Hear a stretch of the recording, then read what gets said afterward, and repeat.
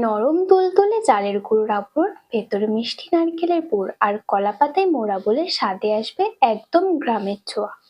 আজ দেখাবো খুব সহজেই কিভাবে বাড়িতে বানিয়ে নেবেন কলা পাতায় মোড়া নারকেলের পুর ভরা ভাপা পিঠে। তাহলে চলুন না দেরি না করে ভিডিওটি শুরু করা যাক। প্রথমে কড়াইতে দিয়ে দেবো 2 কাপ জল। জলটা গরম হয়ে আসা পর্যন্ত অপেক্ষা করব। দেখুন জলটা গরম হয়ে এসেছে। এবার এর মধ্যে দিয়ে দেবো 2 কাপ চালের গুঁড়ো।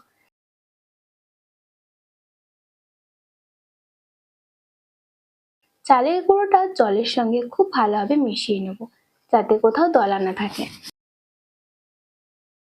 তবে একটা কথা মনে রাখবেন, সব চালের গুঁড়োর ঘনত্ব একরকম হয় না।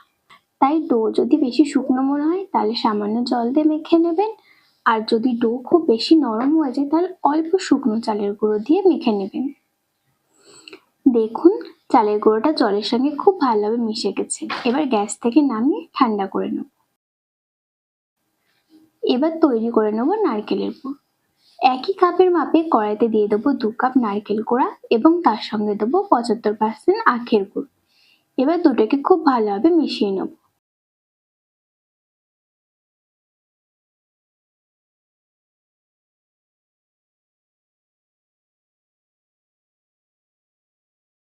নারকেল থেকে যখন সুন্দর একটা গন্ধ ছাড়বে আর সামান্য পাক চলে আসবে তখন নামিয়ে নেব। দেখুন নারকেলের মধ্যে সুন্দর পাক চলে এসেছে আর সারা ঘর গন্ধে ময়ময় হয়ে গেছে। এবার নামিয়ে ঠান্ডা করে নেব। এদিকে চালের গুঁড়োটা হালকা গরম আছে। এবার এটাকে ভালোভাবে মেখে নেব। ডোটা হালকা গরম থাকা অবস্থাতেই মেখে নেবে, কারণ একবার পুরোপুরি ঠান্ডা হয়ে শক্ত হয়ে গেলে মাখতে একটু কষ্ট হবে। দেখুন ডোটা কত সুন্দর নরম আর মসৃণ হয়ে গেছে। এবার নারকেলের পুরটা ঠান্ডা হয়ে গেছে। অল্প অল্প করে নিয়ে ছোট ছোট রোল করে নিচ্ছি। আমি আগে থেকেই চাটুতে তেল মাখিয়ে রেখেছি। এবার অল্প ডো নিয়ে এরকম হালকা হাতে বেলে নেব।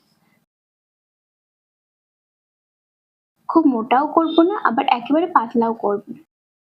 ঠিক মাঝারি পাতলা রাখলেই পিঠাটা একদম সুন্দর হবে।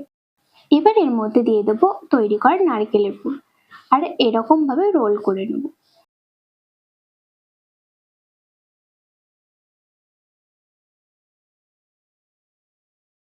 আমি আগে থেকে কলা পাতা সেঁকেও তাতে একটু সামান্য তেল লাগিয়ে নিয়েছি।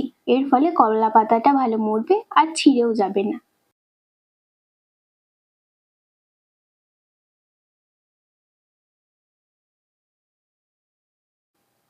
এইভাবে সবকটা বানিয়ে নেব। দেখুন সবকটা পিঠে কত সুন্দর দেখতে হয়েছে। এবার পালা ভাপে দেওয়ার। আমি আগে থেকেই জল গরম করে রেখেছি। এবার একে একে পিঠাগুলো ভাপের পাত্রে দিয়ে দেবো। ঢাকনা দিয়ে মিডিয়াম টু হাই ফ্লেমে 20 মিনিট ভাপিয়ে নেব। 20 মিনিট পর ঢাকনা খুলেই দেখুন পিঠাগুলো একদম সুন্দরভাবে তৈরি হয়ে গেছে। আর ঢাকনা খোলার সঙ্গে নারকেল আর গুড়ের এমন এক সুন্দর গন্ধ বেরোবে যে পুরো রান্নাঘরটা যেন মিষ্টি গন্ধে ভরে যাবে। এবার পিঠাগুলো সামান্য ঠান্ডা করে নেব। পিঠাগুলো দেখুন কত সুন্দর হয়েছে। বাইরে নরম চালের গুঁড়োর আবরণ আর ভেতরে মিষ্টি নারকেলের পুর। স্বাদটা সত্যি একদম অন্যরকম।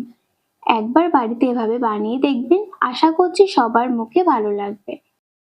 আজকের রেসিপিটা কেমন লেগেছে সেটা অবশ্যই কমেন্ট করে জানাবেন। ভিডিওটি ভালো লেগে থাকলে আমার চ্যানেলটি সাবস্ক্রাইব করে ভিডিওটি লাইক করে দেবেন।